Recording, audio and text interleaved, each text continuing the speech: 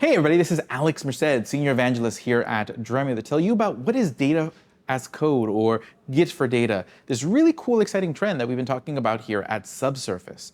And what this trend is basically the idea of using catalog versioning, using an open source technology called Nessie, which allows us to capture the state of our catalog and changes to the state of our catalog. This enables all sorts of really cool possibilities, such as multi-table branching and merging, allowing us to isolate when we ingest data so that we can validate our data before publishing it across all of our different tables.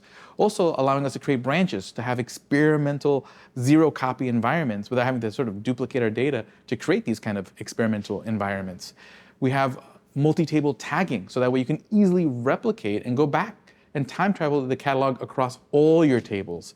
And this is, again, all powered by that open source technology, Nessie, that kind of gives you that Git-like experience over the state of your data catalog, which is pretty exciting and allows you to do really exciting things. So that's what Git for data is, or data as code.